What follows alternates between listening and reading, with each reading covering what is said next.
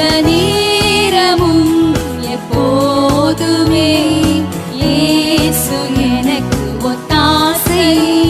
எந்த நேரமும் எப்போதுமே இயேசு எனக்கு ஒத்தாசை.